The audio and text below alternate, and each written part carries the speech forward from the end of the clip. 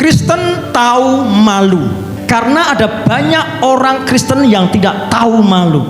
Tahu malu itu bahasa Jawanya apa? Ngerti isin.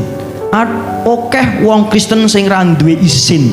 Hara adalah zat atau unsur kimia yang dibutuhkan oleh tumbuhan untuk tumbuh dan berkembang dengan baik.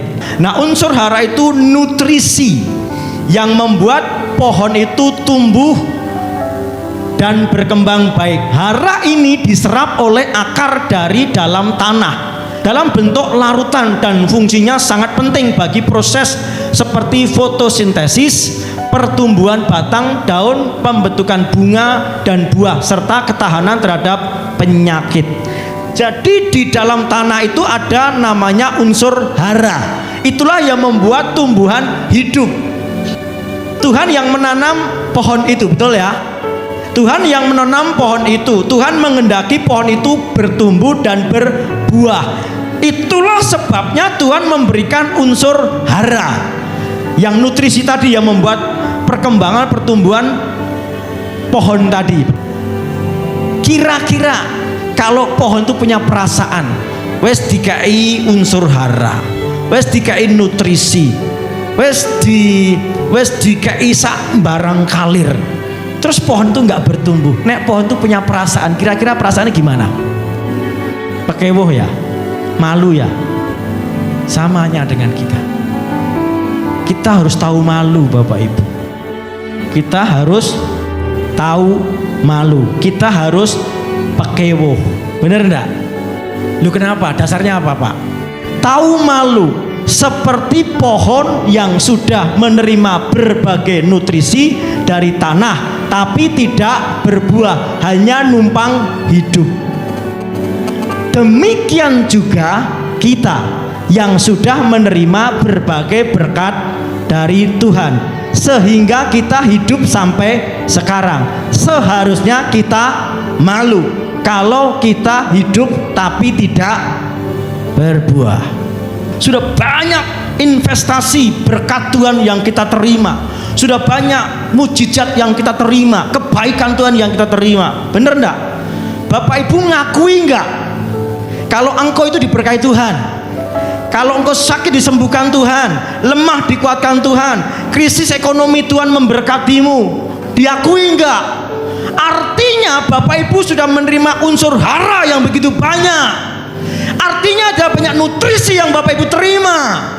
Kalau kita tidak berbuah, malu Bapak Ibu. Saya berpikir, kenapa ditebang sama Tuhan? Ya karena Tuhan ini nggak berfungsi, hanya menghabiskan hara tanah itu. Bapak Ibu, jangan menghabiskan berkat Tuhan untuk kepentinganmu sendiri. Rugi Tuhan. Ada unsur yang sudah diberikan untuk pohon itu, tapi pohon itu nggak berfungsi, rugi dong. Tebang saja, mending ganti pohon yang lain. Amin. Kita harus tahu malu. Katakan amin. Bilang sama sebelahmu, kita harus tahu malu. Kudu ngerti isin lah. Yang kedua, tidak boleh tersinggung. Kita nggak boleh tersinggung, Bapak Ibu. Amin. Dasarnya apa? Nggak boleh tersinggung. Kapak sudah tersedia pada akar pohon, dan setiap pohon yang tidak menghasilkan buah yang baik pasti ditebang dan dibuang ke dalam api. Nah, ketika Tuhan menebang hidup kita, jangan tersinggung. Memang kita nggak berfungsi kok. Bener. Ketika Tuhan menebang kita, maka kita tidak boleh tersinggung. Karena kita sudah lama ditanam tapi tidak juga berbuah. Amin.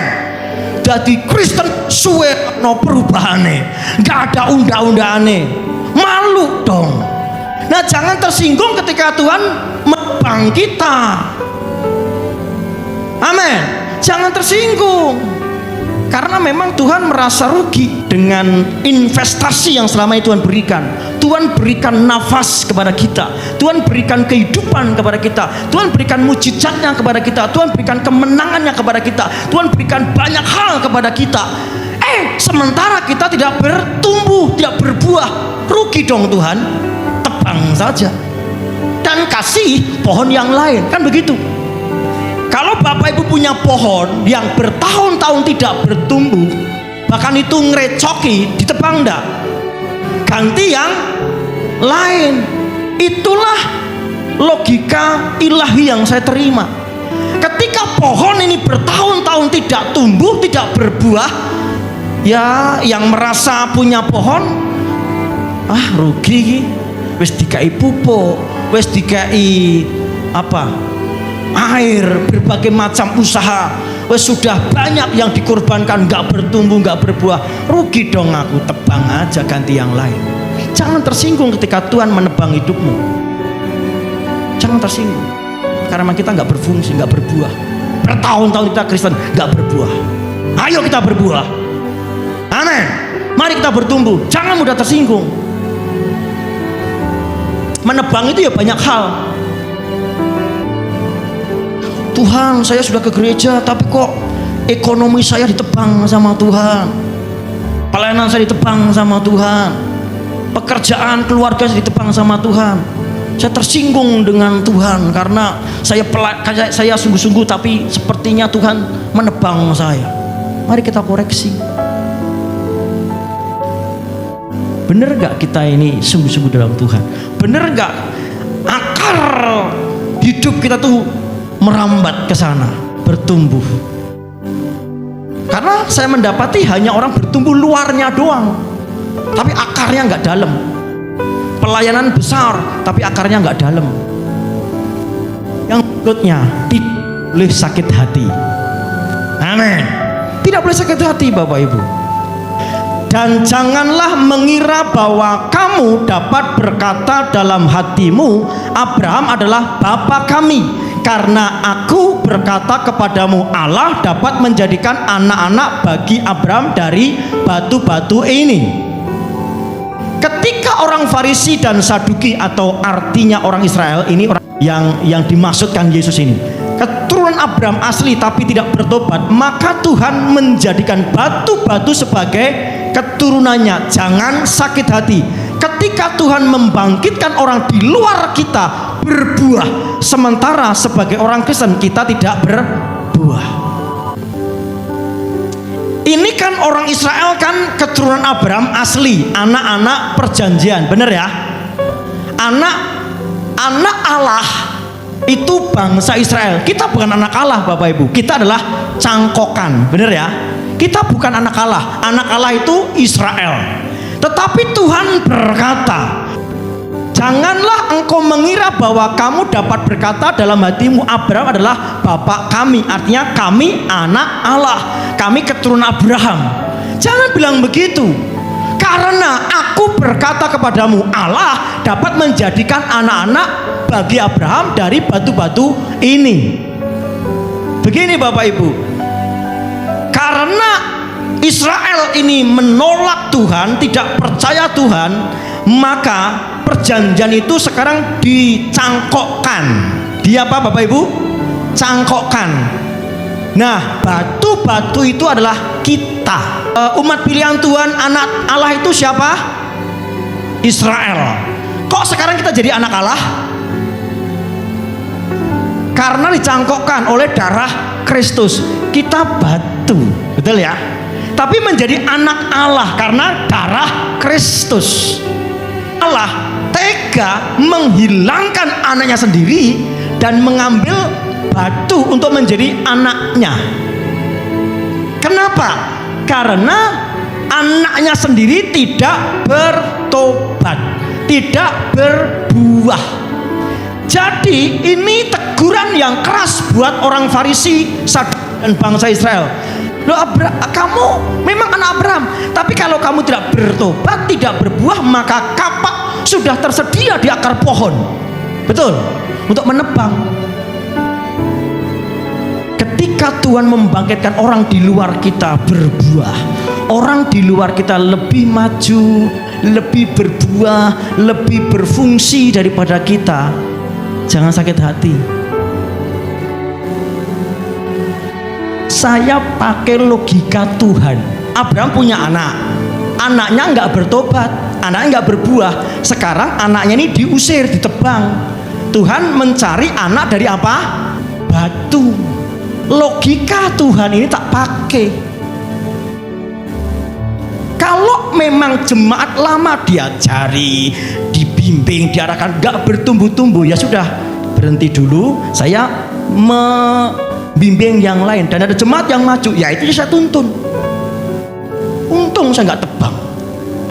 Tuhan nebang loh Bapak Ibu. Tuhan nebang loh.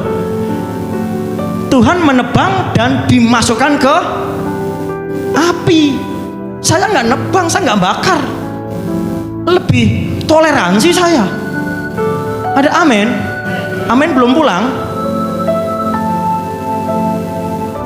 Jangan sakit hati, jangan tersinggung dengan jemaat yang lebih maju, sementara kita yang udah lama nggak maju-maju. Karena pekerjaan Tuhan harus progres, harus maju terus, harus bergerak terus, harus bergerak terus. Sementara yang diajak bergerak tidak mau maju, uplek sakit hati terus, ora diajeni terus, ngupleknya kono terus. Sementara kegerakan ini harus berjalan. Amin. Itulah Tuhan tega menebang pohon itu. Kapak sudah tersedia di akar pohon. Amin. Keras Tuhan itu. Logikanya Tuhan tak pakai. Kalau logika saya, prinsip saya ditolak orang, ya tidak apa-apa. Dia menolak Tuhan yang saya pakai logikanya. Amin. Yang keempat, ya bertobat. Kapak sudah tersedia di akar pohon. Artinya sewaktu-waktu kapak ini bisa dipergunakan. Jangan main-main dengan waktu. Sok minggu kan saya neng kebaktian. Sok minggu saya eneng kakak. Ya kalau sok minggu kita nggak stroke. Amin. Ya kalau sok minggu kita nggak jantungan. Mumpung masih ada waktu, kapak tersedia di akar pohon. Hasilkanlah buah sesuai dengan pertobatan. Amin. Mari kita bertobat. Jangan ikuti perasaan, kedagingan, kemanusiawian, kekesalan kita. Jangan ikuti. Jika Anda lahir miskin, itu bukan kesalahan Anda. Tapi ketika Anda mati miskin, itu kesalahan Anda. Kata Bill Gates, nek jenengan lan kula melarat, itu bukan kesalahan kita. Tapi ketika kita mati melarat, kesalahan kita. Orang pinter loh dan orang kaya ini yang ngomong begini. Jangan sampai lahir kita miskin, mati kita juga miskin.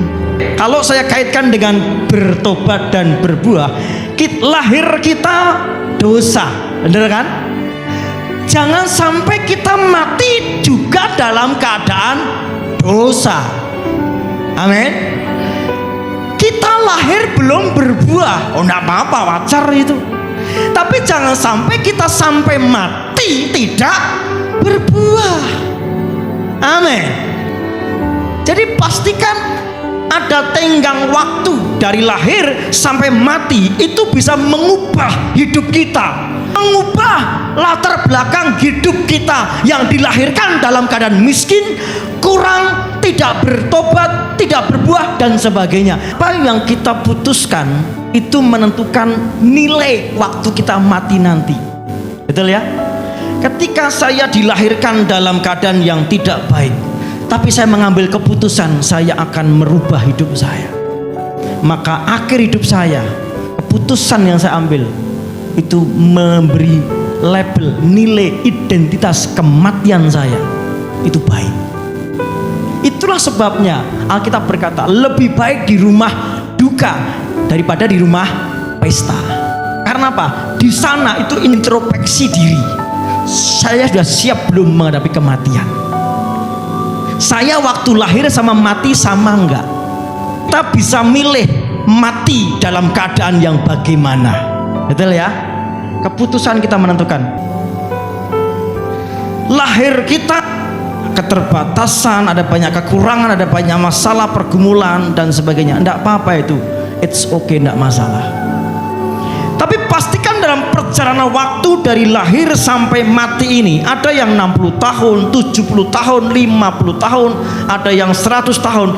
Inilah rentang waktu di mana kita boleh berubah. Jadi ada rentang waktu selama 60 tahun, 70 tahun, 80 tahun, ya. Itu rentang waktu di mana kita bisa mengubah nanti kondisi kita saat mati. Jangan sampai kondisi kita sama seperti kita waktu lahir. Amin. Itulah rentang waktu yang Tuhan pakai untuk kita berubah. Itulah sebabnya Tuhan berkata, maukah engkau menganggap sepi kekayaan kemurahannya, kesabarannya dan kelapangan hatinya? Maukah kita menganggap sepi kemurahannya? Terus apa? Kesabarannya. Tuhan sabar Bapak Ibu. Kelapangan hatinya. Terus tidak tahukah bahwa maksud kemurahan Allah ialah menuntun engkau kepada pertobatan. Jangan menganggap sepi kekayaan kemurahannya. Jadi Tuhan itu murah dengan anugerah, murah dengan kasih karunia. Tapi jangan anggap enteng. Betul. Dan kesabaran, oh Tuhan sabar kok Pak, ini masa anugerah. Jangan anggap kesabaran, jangan anggap enteng kesabaran Tuhan. Jangan juga anggap enteng kelapangan hatinya. Oh Tuhan masih mengampuni saya kok Pak, saya berdosa, nyatanya saya juga nggak langsung mati kok Pak. Jangan. Justru tidak tahukah engkau bahwa maksud kemurahan Allah ialah menuntun engkau kepada pertobatan. Amin. Sebelum pohon itu ditebang, masih ada kesempatan untuk berbuah. Kapak sudah tersedia di akar pohon, artinya siap-siap untuk dipergunakan menebang pohon itu. Betul? Nah, itulah kesempatan, itulah kemurahan, kesabaran, kelapangan Tuhan. Nah, kalau kapaknya belum dipakai, oh enggak apa-apa, itu kapak cuma di situ aja kok. Jangan sepelekan, jangan anggap enteng ini. Karena ketika tidak sudah waktunya Tuhan, deadline-nya Tuhan, tidak ada perubahan, tebang itu.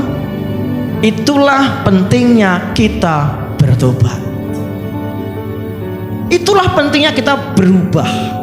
Jangan anggap sepi kekayaan kemurahannya, kesabaran dan kelapangan hatinya. Kesimpulannya, Tuhan tebang pohon karena selain tidak berbuah juga Tuhan rugi banyak. Sudah begitu banyak investasi yang kita terima, sudah begitu banyak berkat, anugerah, rahmat, kelapangan, kesabaran, kemurahan Tuhan yang kita terima. Kalau kita tidak bertobat, kalau kita nggak berbuah, Tuhan rugi banyak. Jadi mari kita berbuah supaya Tuhan tidak merasa rugi dengan apa yang sudah diinvestasikan, sudah diberikan kepada kita. Terlalu banyak berkat yang kita terima, setuju? Terlalu banyak anugerah yang Tuhan berikan kepada kita, amin. Itulah sebabnya mari kita berbuah. Mari kita malu karena banyak berkat yang kita terima sementara kita tidak berbuah. Jangan sakit hati ketika Tuhan tebang kita. Jangan tersinggung ketika orang lain dimunculkan Tuhan karena memang kita tidak berbuah. Itulah sebabnya mari kita bertobat.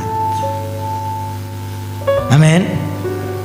Biarlah kita menjadi pribadi yang terus mengalami perubahan demi perubahan. Masih ada rentang waktu. Ketika Bapak Ibu dan saya masih ada ada kesempatan hidup, itu adalah kesabaran Tuhan menuntun kita kepada apa? Pertobatan.